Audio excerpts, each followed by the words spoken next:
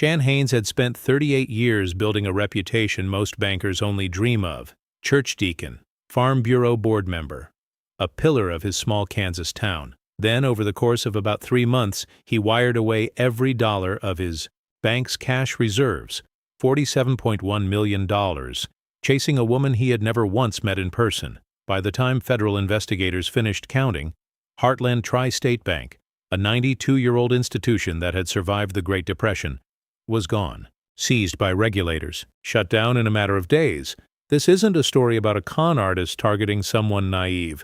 Shan Haines was, by every account, one of the last people you'd expect to fall for this. That's exactly why his story matters. It started, like almost all of these cases do, with a message that felt completely ordinary.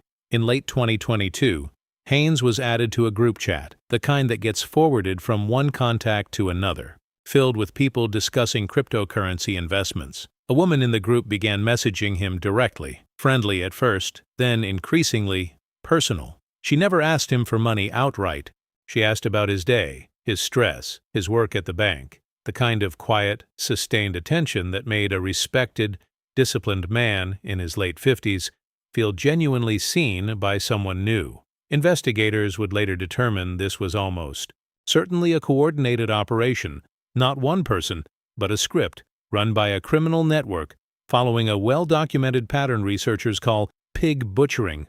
The metaphor is deliberately blunt. You fatten the pig slowly, gaining its trust, before the slaughter. The investment pitch came gradually, dressed up as an insider opportunity she was generously letting him in on. A cryptocurrency platform, professional-looking, complete with a dashboard showing his balance climbing in real time. He started small.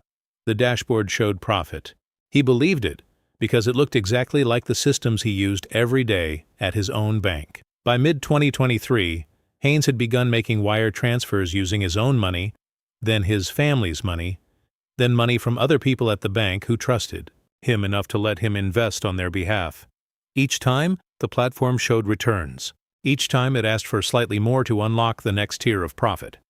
On July 28, 2023, Haines wired $6.65 million in a single transaction, the bank's entire cash reserves, believing it would trigger a massive payout he could then use to quietly replace everything he'd already taken. Bank examiners later determined he had voluntarily surrendered the institution's entire liquidity position in one transfer, following instructions from people he had never met, based on a dashboard number that had never reflected anything real.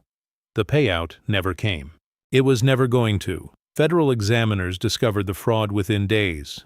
Heartland Tri-State Bank was closed by regulators on July 28, 2023, the same day as that final transfer, making it one of the fastest bank failures directly tied to a single employee's actions in modern American banking history. Haines pleaded guilty to embezzlement. In August 2024, he was sentenced to more than 24 years in federal prison and ordered to pay full restitution. He was also ordered to forfeit millions in assets that had already been irreversibly moved offshore and converted into cryptocurrency the moment each transfer landed.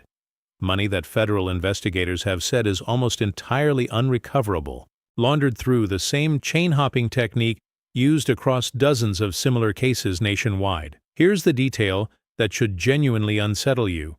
Nothing about how this worked required Haines to be foolish, uneducated, or careless in any way that matters. He ran risk assessments professionally. He understood financial fraud better than almost anyone in his community. The manipulation didn't bypass his professional judgment through ignorance. It bypassed it through months of patient, personal attention that never once felt like a sales pitch, right up until the moment it was too late to reverse. This is precisely why federal officials describe pig butchering scams as one of the fastest-growing and most devastating fraud categories in the country. The average documented victim loses over $177,000, not because these people are unsophisticated, but because the entire scheme is engineered around a slow, patient exploitation of trust that has nothing to do with financial literacy at all. And Haines's case isn't isolated. In Connecticut, a woman lost nearly $1 million after a man she met on a dating site, posing as a widower with 2 children, spent 2 months building an emotional connection before introducing a cryptocurrency opportunity, starting with a $40,000 investment that appeared on a dashboard to be generating real profit. In New York, a coordinated network was found to have defrauded 13 victims across the country out of over $2.5 million using the identical structure: trust first, investment second, extraction last. The pattern repeats because it works on a fundamental human vulnerability that has nothing to do with intelligence. Sustained, personalized attention feels like genuine connection, regardless of who you are or what you do for a living.